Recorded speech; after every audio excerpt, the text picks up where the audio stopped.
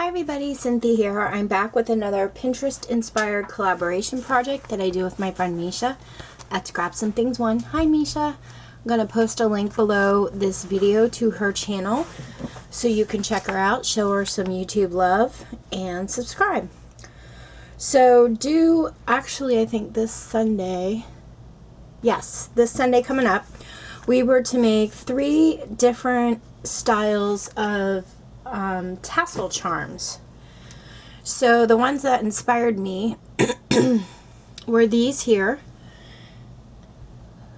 which I thought they were cute. They put a paper clip on them, but I loved the beading and that they used this embroidery floss.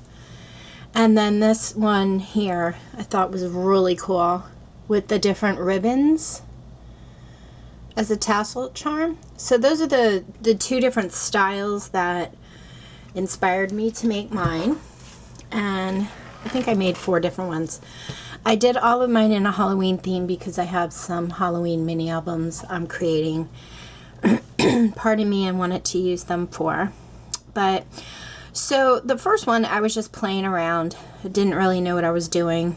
And I used some of this Scrubby Sparkle thread, and I want to say I got a ton of this in different colors on clearance one year at Joann's, but I love all the sparkly looking floss on it.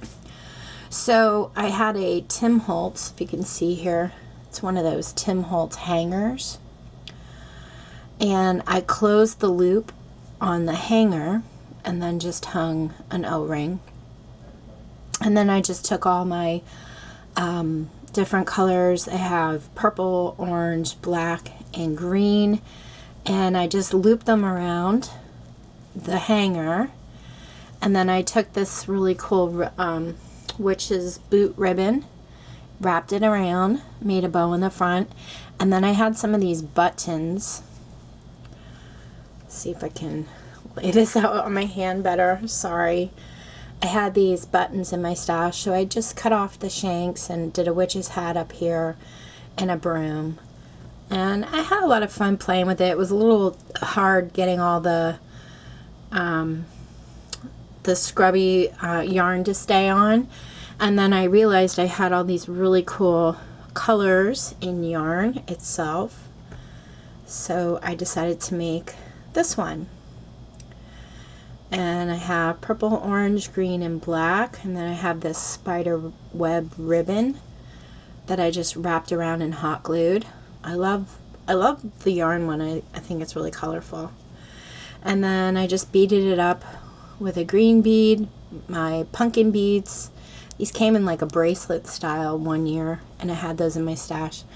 And then a black rondelle, and then a purple skull.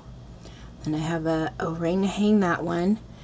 And then this is the one I made from the embroidery floss. Whoop. So I just have my tassel down here, then a rondelle, and a bead to kind of match this color, another rondelle, a black bead, and a green skull. These are a lot of fun to make, and they're pretty easy. I followed a tutorial from Cheryl G, and she does beaded tassel charms with this embroidery floss.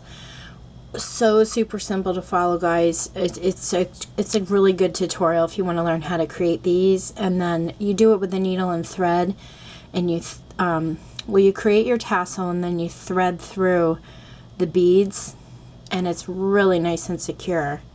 And I also did that type of style with this, and I used embroidery floss to go through my beads. And so I'm going to link below as well her channel, her tutorial. Definitely want to check it out. She has some really nice tutorials there. And then this is the one I did with my ribbon for that last one that I was inspired by.